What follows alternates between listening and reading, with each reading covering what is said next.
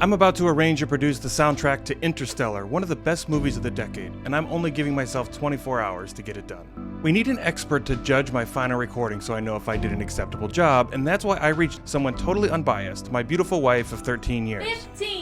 15 years. And what she doesn't know is that I stole her beloved I Love Lucy alarm clock to use as a timer, and she's only going to get it back if she gives me a good score. But time is ticking. Let's jump in.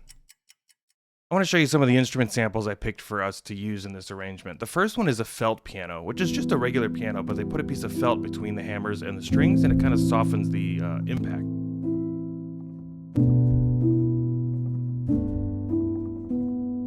The next one's a regular grand piano, but I've EQ'd it to make it sound pretty dark, and I put a ton of reverb on it just to let everything ring out.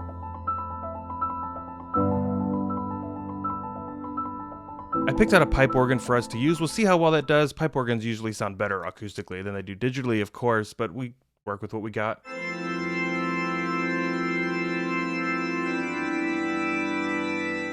For the strings, I picked out 3 different string parts, a cello, a viola, and a violin. I'm going to double all those parts up, and we'll make it sound like a bigger string section.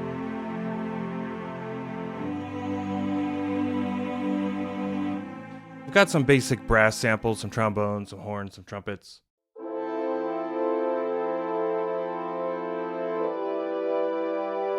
For the mallets, I use this plugin called Mallet Flux, which combines some great mallet samples with an arpeggiator so we can get some repeated patterns.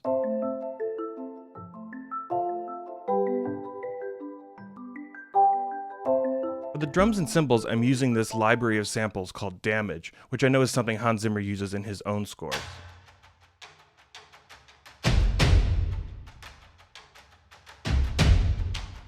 And then lastly, I wanted to create this kind of like base layer of just space sounds, nothing musical or melodic, just kind of like a soundscape underneath it all. And to do that, I used this instrument called Ethereal Earth from Native Instruments, which is just a bunch of like ambient noises that I can layer together to create the soundscape that we want.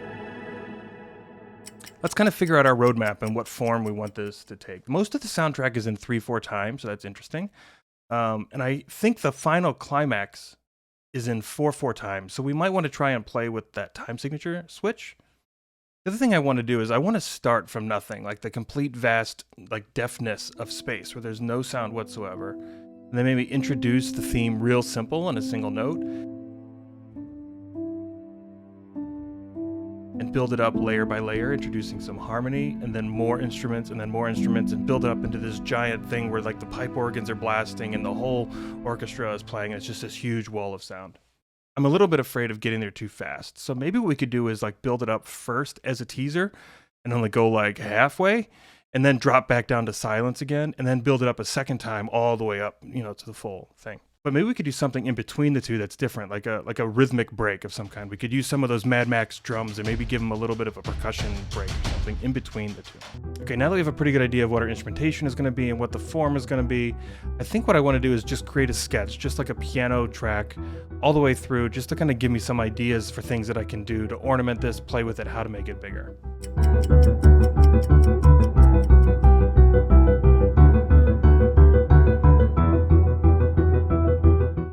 Starting to feel a little bit of time pressure here from Lucy. About half the day is gone.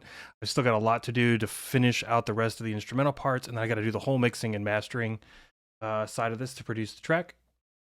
Let's see how we go.